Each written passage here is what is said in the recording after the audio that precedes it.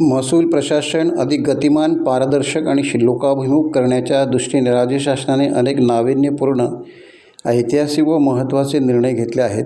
या निर्णयांची रायगड जिल्ह्यात प्रभावी अंमलबजावणी करून गोरगरीब लोकांच्या कल्याणकारी शासकीय योजनांचा लाभ तळागाळातील घटकांपर्यंत पोहोचवा, असे स्पष्ट निर्देश महसूल मंत्री चंद्रशेखर बावनकुळे यांनी दिले. अलिबाग येथे आयोजित छत्रपती शिवाजी महाराज महाराजस्व अभियान व महसूल दिन कार्यक्रमात ते प्रमुख मार्गदर्शक म्हणून बोलत होते. या महत्त्वपूर्ण सोहळ्यास व्यासपीठावर खासदार सुनील तटकरे, माजी खासदार धैर्यशील पाटील, महिला व बाल विकास मंत्री आदिती तटकरे, रोजगार हमी योजना, फलोत्पादन व खारभूमी विकास मंत्री भरत गोगावले, आमदार प्रशांत ठाकूर, आमदार रविशेठ पाटील, आमदार महेंद्र दळवी, आमदार विक्रांत पाटील आणि सिंधुदुर्गचे आमदार प्रमोद जठार यांची प्रमुख उपस्थिती होती. नाही, चुकीचं आहे.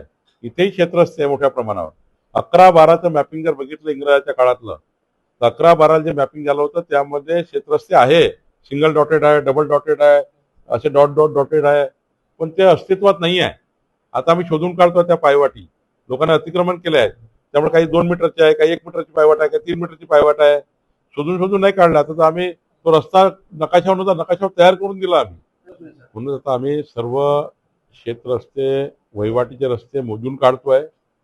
ती मोजून त्यांचे रस्ते मजबूतीकरण करण्याची योजना तयार केली. मला विश्वास आहे की या राज्यामध्ये असा कुठला शेतात रस्ता नाही, या राज्यामध्ये असा कुठला शेतकरी नाही ज्याच्या शेतात रस्ता नाही आहे, पण तो बंद झालेला आहे, तो कोणतरी ताब्यात घेतलेला आहे, काय तर त्याच्या वहिवाट आली आहे कुणाच तरी, ते आम्ही शोधून काढतोय ना. आता 3950 रस्ते एकट्या रायगडमध्ये आम्ही शोधून काढले आहे. 3950 रस्ते आहेत. त्यात आमचे कलेक्टर ते आता डिमार्केशन करतायत, त्यात 6 महिन्यात खुले करतायत सर्व रस्ते. त्यामुळे या योजनेचा फायदा शेतकऱ्याचं जीवन मोठ्या प्रमाणात बदलण्यास होणार आहे.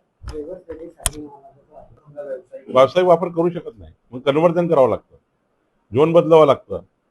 जसं आम्ही येण्याचा कायदा रद्द केला, येण्याचा कायदा रद्द करताना काय विचार केला, या राज्यात येण्याची गरज नाही, राज्य झोनिंगवर गेलाय. येण्याचा कायदा रद्द करण्याची भूमिका देवेंद्र फडणवीस सरकारची काय होती, की कन्व्हर्जन कशाला पाहिजे. जर झोन झालाय, ज्या ठिकाणी अलिबागमध्ये रेसिडेन्शियल झोन आहे, रेसिडेन्शियल विचारला कशाला येणे पाहिजे. इंडस्ट्रियल झोन आहे, इंडस्ट्रियल झोन मध्ये कशाला तुम्हाला येणे पाहिजे. नुसतं आमच्याकडे हा कायदा आणून फक्त पिळवणूक सुरू होती, काही नाही. जर ऍग्रिकल्चर झोन आणि ऍग्रिकल्चर यूज करायचं कशाला येणे पाहिजे तुम्हाला. जेव्हा तुम्हाला कन्व्हर्जन करायचं असेल, म्हणजे ऍग्रिकल्चर झोन म्हणून तुम्हाला ऍडमिनिस्ट्रेशन इंडस्ट्रीमध्ये जायचं असेल, तर तुम्हाला झोन चेंज करावं लागतं, जमिनीचं झोनिंग चेंज करावं लागतं, येण्याची गरज नाहीये. आता तर हा कायदा आहे राज्यामध्ये की शेतजमीन ही शेतकऱ्याला केवळ शेती करता दिली आहे, ती करता येत नाही कन्व्हर्जन. कायदाच आहे, ती शासन जमा करावी लागतं. शासन मग पुढे त्या जमिनीचं काय करायचं, विल्हेवाट करायचं तो निर्णय घेईल. आमच्याकडे आता इतकी चांगली ड्रोन सिस्टीम आहे, रोवर सिस्टीम आहे, चाचणी करतं गव्हर्नमेंट. आता आम्ही या जिल्ह्याला आता परवा 5 गावांचे पोट हिस्से मोजले. एका गावात पोट हिस्से मोजणी झाली, अधिग्रहाच्या काळात मोजणी झाली होती, ती लाठी काठ्याने झाली होती. आपल्या ज्या बांबूच्या काळ्यावरती त्यांनी मोजणी केली होती, फिजिकली मोजली होती. त्यात खूप फरक पडलेला आहे. त्या मोजणी आणि आताच्या मोजणीमध्ये खूप फरक आहे. आता रोवर्स आहे, आता इलेक्ट्रॉनिक सिस्टीम आहे, आधुनिकरण आहे, आता ड्रोन सर्वे आहे. त्यामुळं या ज्या उद्योगांनी जमीन घेतल्या होत्या 15 वर्षापूर्वी, पण उद्योग उभे केले नाही, त्या जमिनी शासन जमा करण्याच्या सूचना मी आता कलेक्टरला दिल्या आहे.